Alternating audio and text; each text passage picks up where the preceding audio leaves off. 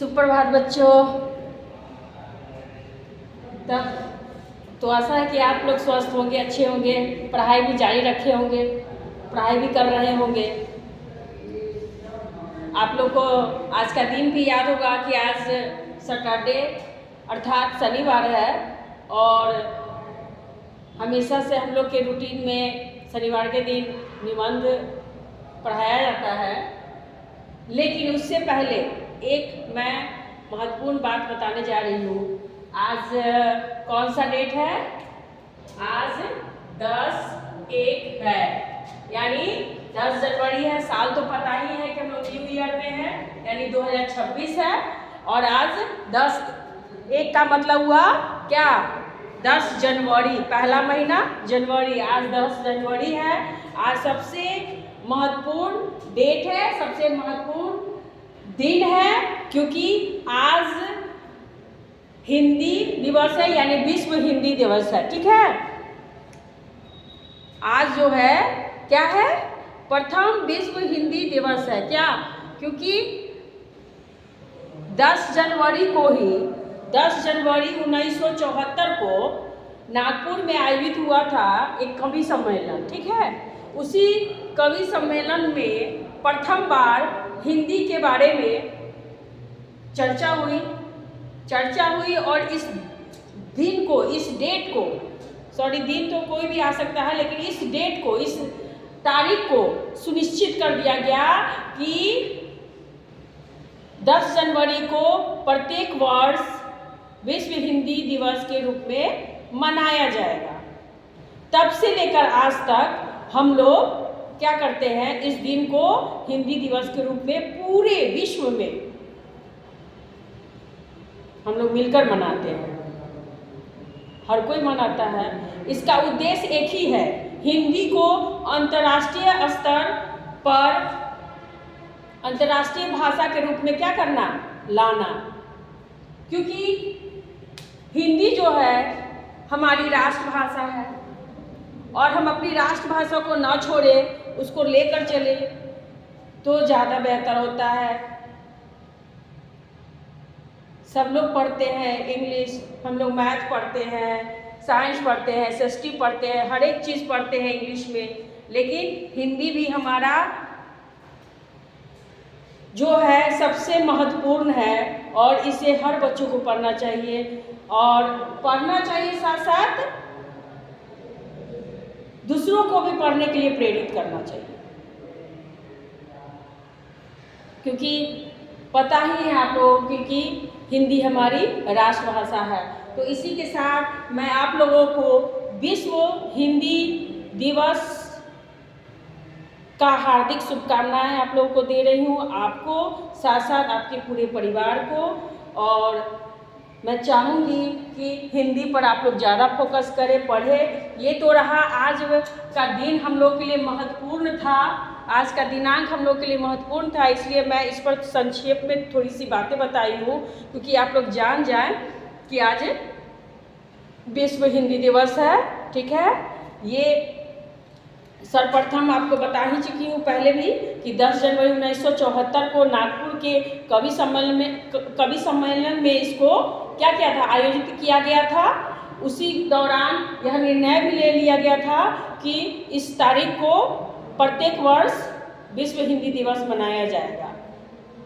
ठीक है, तो अब हम चलते हैं आपको आज के निबंध पर। और आज मैं आप लोगों को निबंध में पढ़ाने जा रही हूँ मकर संक्रांति। अब आप लोगों को पता होगा कि मकर संक्रांति बस आने ही वाले हैं। किसी साल मकर संक्रांति हम लोग 14 को यानी 14 तारीख को मनाते हैं, या 15 को यानी 15 तारीख को मनाते हैं। जैसा मुहूर्त बनता है उसके अनुसार, क्योंकि हमारे शास्त्र के अनुसार हम लोग हिंदूवासी क्या करते हैं? बिना मुहूर्त का कोई काम नहीं करते, बिना मुहूर्त का कोई पूजा पाठ नहीं होता, कोई त्यौहार नहीं होता, कोई बातें नहीं होती, क्योंकि हर काम हम लोग बिना मुहूर्त के नहीं करते हैं। ठीक है, तो इस बार कब होगा ये तो पता चल जाएगा। लेकिन हम इसके बारे में जाने तो आखिर मकर संक्रांति मनाया कैसे जाता है, वो होता क्या है। तो देखिए, भारत त्योहारों का देश है।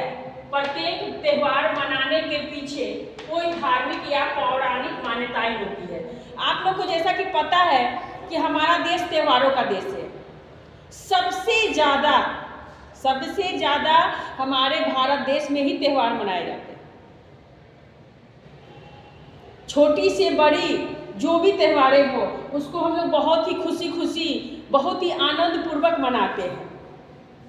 और जब भी कोई त्यौहार मनाते हैं, जब भी कोई पर्व मनाते हैं, तो उसके पीछे कोई ना कोई धार्मिक कथा होती है, कोई कहानी होती है या पौराणिक कुछ मान्यताएं होती है, जिसको हम लोग पीढ़ी दर पीढ़ी उस चीज़ को मनाते जाते हैं। जो हमारे पूर्वज मना चुके हैं, जो बता चुके हैं हम लोगों को कि हाँ ऐसे इस पर्व को मनाना है और ऐसे करना है, तो उस चीज़ को हम लोग करते जाते हैं। ठीक है।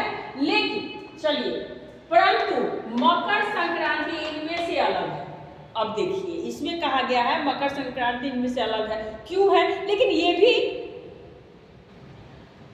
पौराणिक बात है ना, पूर्वजों के द्वारा ही लाया गया हुआ है। अलग है, लेकिन ये भी हमारे पूर्वज के द्वारा ही बताया गया मार्ग है, जिस मार्ग पे हम लोग आज भी चल रहे हैं और कर रहे हैं, इस पर्व को मना रहे हैं। जैसे देखिए, मकर संक्रांति फसलों की अच्छी पैदावार के लिए भगवान को धन्यवाद देने तथा उनकी कृपा हमेशा किसानों पर बना रहे। ठीक है, बना रहे इसलिए मनाया जाता है, उसके लिए मनाए जाते हैं। इनमें खेती के दौरान उपयोग की जाने वाली हल, कुदाल, बैल इत्यादि की पूजा की जाती है। अब देखिए, हम लोग मकर संक्रांति क्यों मनाते हैं?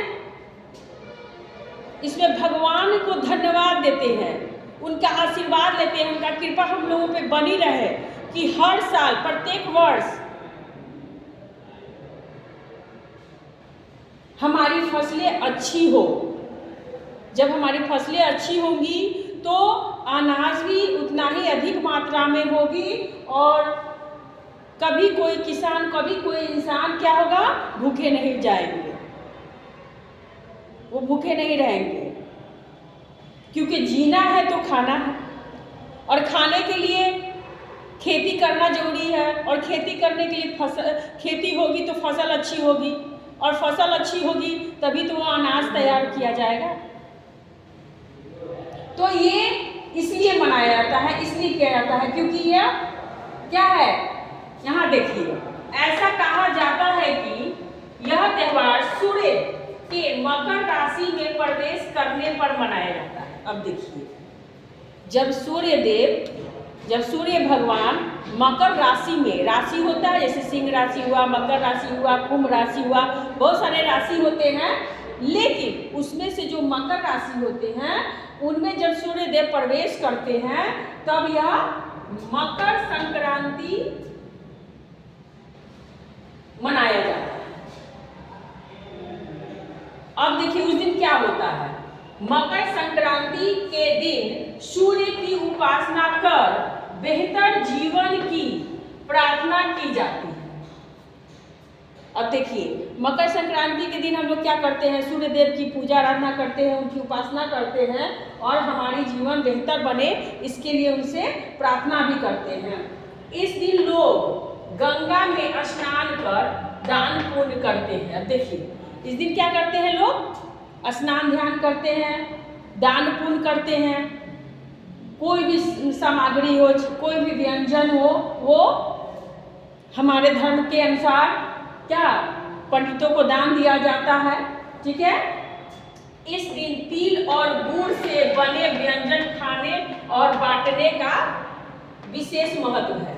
अब इस दिन देखते होंगे कि इस दिन क्या चीज का, तिल और गुड़ से बने जो भी व्यंजन, जो भी सामग्री होते हैं वो हम लोग खाते हैं और साथ साथ लोगों में आपस में एक दूसरे को बांटते भी हैं। इस दिन पतंगबाजी का भी आनंद लिया जाता है। अब देखिएगा, इस दिन पतंगबाजी का भी आनंद लिया जाता है। सभी के घरों में सभी जगह लोग बाहर निकल करके पतंग का जो रेस होता है, जैसे आप लोग रनिंग का रेस खेलते हैं, है ना, रनिंग में देखते हैं कौन जीत रहा है कौन हार रहा है, उसी प्रकार पतंग का भी रेस होता है, यानी पतंग का भी खेल होता है। कौन किसका पतंग पहले काटता है, कौन जीतता है कौन हारता है, इस तरह से खेलते हुए उसका क्या लेते हैं, आनंद लेते हैं। उत्तर भारत में इसे खिचड़ी पर्व के रूप में मनाया जाता है। देखिए इस दिन खिचड़ी पर्व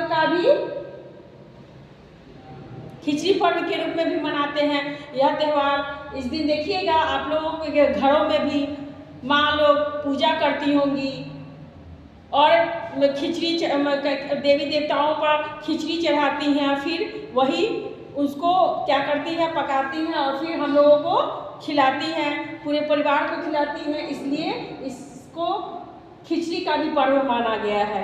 ठीक है, यह त्यौहार नई ऊर्जा, खुशी और समृद्धि का प्रतीक है। यह त्यौहार हमें क्या देता है, यह त्यौहार हमें नई ऊर्जा देता है, खुशी देता है और समृद्धि देता है। इसमें जब यह त्यौहार हम लोग मिलकर मनाते हैं, सारे गांव सारे मोहल्ले सभी एक हो जाते हैं, सब अपने घरों से बाहर निकलकर आ जाते हैं और साथ में इस त्यौहार को मनाते हैं और सभी उस दिन बहुत ही खुश नज़र आते हैं। यह त्यौहार आप देखते होंगे कि अधिकांशतः ठंडी का ही मौसम रहता है। उस दिन आपको सूर्य देव का दर्शन भी दुर्लभ हो जाता है, वो जल्दी दिखाई नहीं देते हैं। लोग कपकपाती ठंड में इस त्यौहार को मनाते हैं,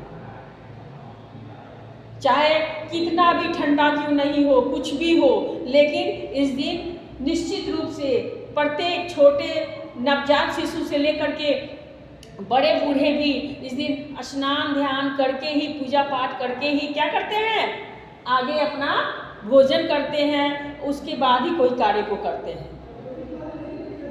क्योंकि हमारे हिंदू धर्म में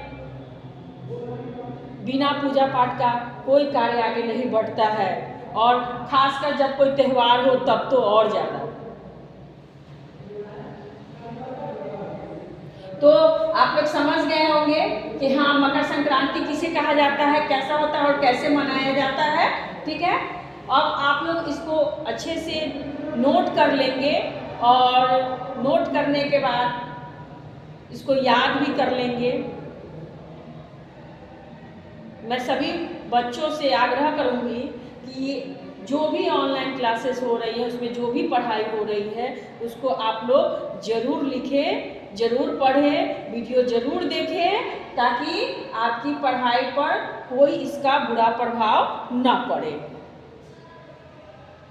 क्योंकि आप अगर सोचेंगे कि हम ऑनलाइन क्लास ना करें, वीडियो ना देखें, ना लिखें तो कोई फ़र्क नहीं पड़ता है, तो ऐसा कुछ नहीं है, फ़र्क तो पड़ेगा ही। क्योंकि छुट्टियां आप देख रहे हैं कि किस कदर आगे बढ़ती जा रही है ठंड को लेकर। तो इस ठंड को ध्यान में रखते हुए आप लोग की सुविधा के लिए ही क्लास चलाई जा रही है। तो प्लीज़ आप लोग ज़रूर क्लास करेंगे। ठीक है, और इसी के साथ मैं आज की कक्षा यहीं समाप्त करती हूँ। फिर हम लोग मंडे अर्थात सोमवार को फिर मिलते हैं और आगे की जो भी कक्षा है, जो भी पाठ है वो चलेगी। और एक बार फिर से आप सभी को विश्व हिंदी दिवस की हार्दिक शुभकामना। धन्यवाद, बाय।